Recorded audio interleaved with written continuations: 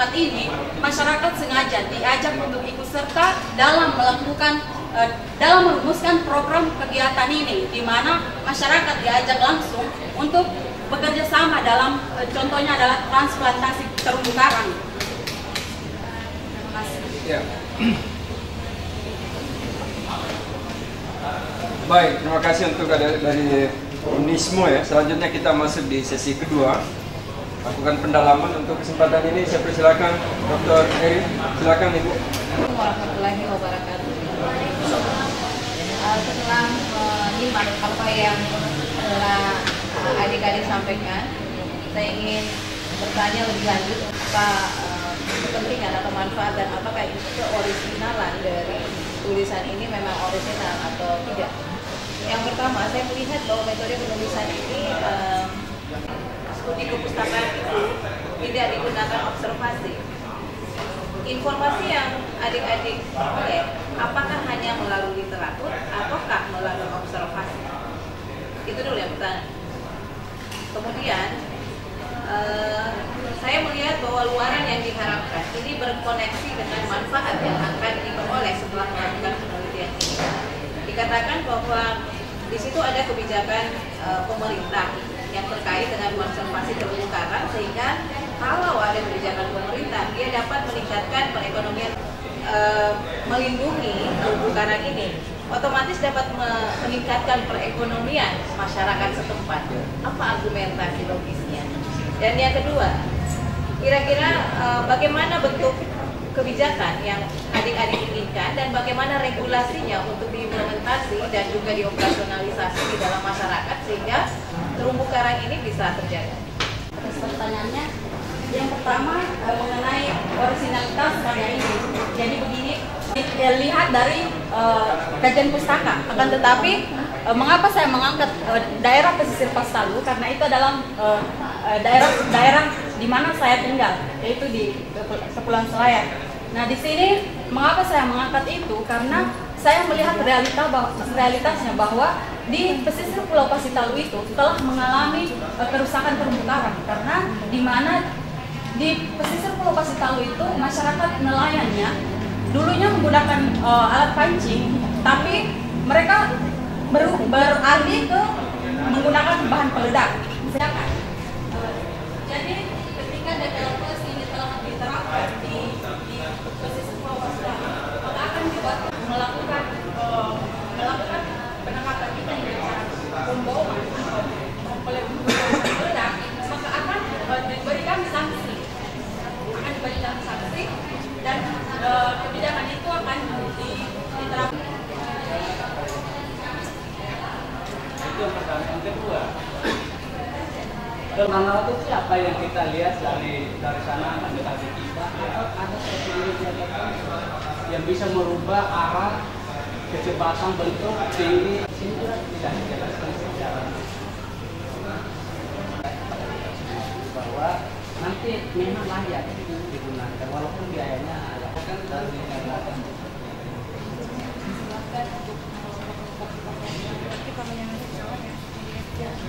Menggunakan beberapa arah karena biasanya kalau ada yang kata di kan bentuknya panjang, dan itu kalau misalkan yang lurus itu lebih gampang, lebih gampang. Kan ini kan alat dipasang tegak lurus ada arah gelombang.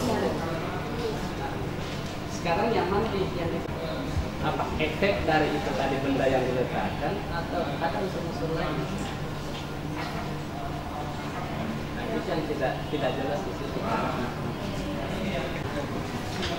Ini kan masih tetap pakai generator kan? Ya, dia pakai generator apa dulu? Bagaimana generator apa?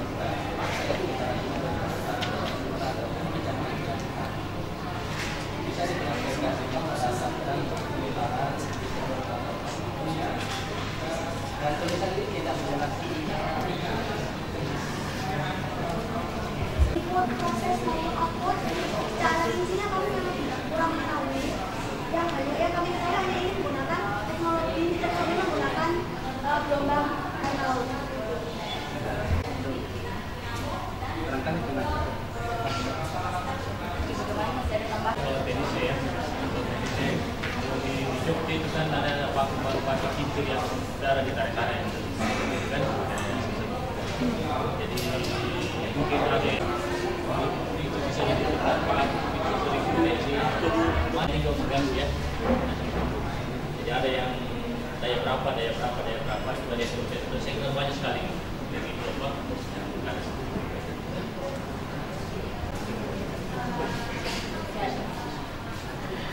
Itulah tadi selesai.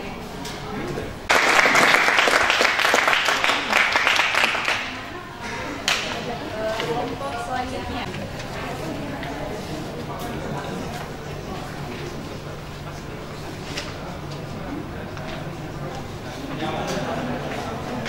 Baiklah, waktunya 10 menit dimulai dari sekarang. Assalamualaikum warahmatullahi wabarakatuh. Dewan juri dan teman-teman peserta LKKI, mohon memperkenalkan diri. Saya Ali Apriani dan rekan saya Siti Ratnasari. Kami dari Universitas Sultan Adam Tirtayasa. Di sini saya akan mempresentasikan karya tulis kami yang berjudul Penerapan Hybrid Engineering sebagai upaya penanggulangan kerusakan daerah pesisir pantai akibat abrasi di Desa Pulau Panjang, Kecamatan Pulau Ampel, Kabupaten. Kami melakukan penelitian ini adalah adanya negara Indonesia menyimpan jutaan kekayaan bahari yang terbentang dari timur sampai barat Nusantara, sehingga Indonesia pula menyandang sebagai predikat negara maritim, di mana garis pantai Indonesia merupakan garis pantai terpanjang keempat setelah Amerika, Kanada, dan Rusia. Kemudian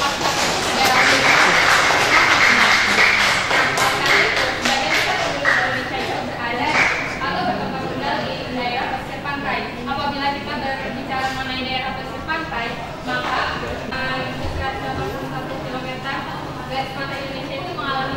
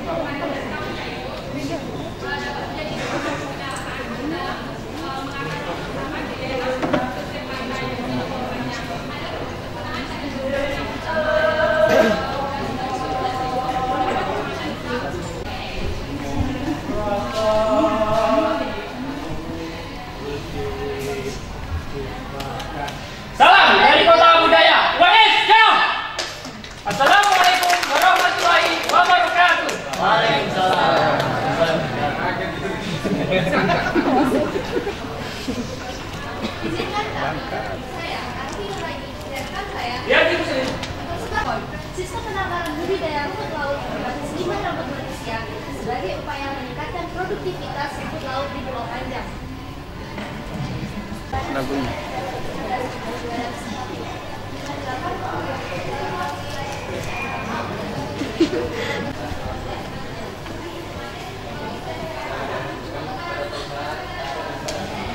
Sesinya langsung akan dijelaskan oleh teman saya, Tarul Mubarak. Assalamualaikum warahmatullahi wabarakatuh.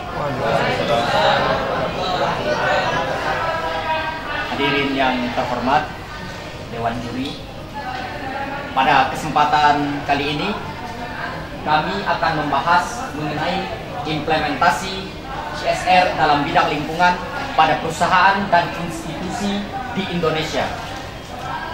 Yang menjadi latar belakang kami adalah keseimbangan antara bisnis dan tanggung jawab sebuah perusahaan dalam bidang lingkungan. Kemudian, yang menjadi perumusan masalah dari kelompok kami adalah siapa yang menjadi sasaran dalam karya tulis ini.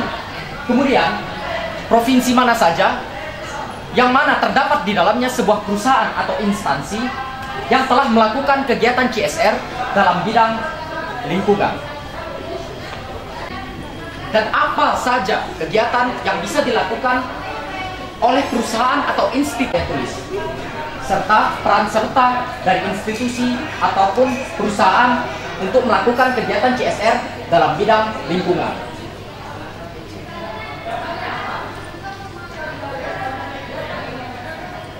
Analisis dan sintesis. CSR dalam bidang lingkungan masyarakat yang berada di sekitar perusahaan atau instansi tersebut. Namun, pengakuan masyarakat terhadap perusahaan atau instansi juga sangat penting. Kita dapat melihat ini adalah melakukan CSR dalam bidang lingkungan.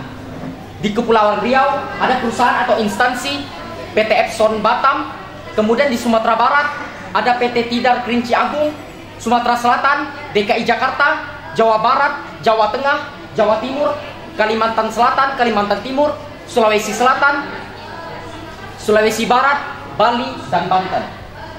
Terlihat bahwa PT Adaro Indonesia telah melakukan CSR dalam bidang lingkungan ini sebanyak tiga klasifikasi. Ini meniru sifat alam, yaitu dari sistem perakaran mangrove, kayak gitu. Cara kerja habit engineering sendiri, seperti yang saya sebutkan tadi, si ombak itu dapat diperkecil dengan adanya struktur permeabel, setelah itu memungkinkan lumpur ataupun sedimentasi lain untuk memasuki daerah struktur permeabel. Setelah itu, setelah dipasang di sini, harapannya banyak sedimentasi yang bisa masuk ke sini lagi. Jadi ketika sedimentasi sudah terkumpul lagi dan area yang teragresi itu sudah berkumpul, sudah terjadi agresi, maka restorasi mangrove pun dapat berlangsung. Melakukan pembungkusan. Nah, kalau sudah pembungkus artinya seperti ini. Ini adalah sudah menunjukkan dampak gabungan antara kain dengan jaring, seperti itu. Nah, yang lainnya ada anyam. Jika sudah anyam, ini adalah contoh anyam. Ini adalah model pengembangan dari kami. Kenapa kami bukan anyam? Karena dengan menganyam kita mempunyai spot-spot yang bisa kita gunakan untuk tempat minyak, tempat minyak berlabuh. Artinya apa? Dengan kita menganyamnya, kuantitas daripada minyak untuk terserap itu lebih bagus dan lebih banyak.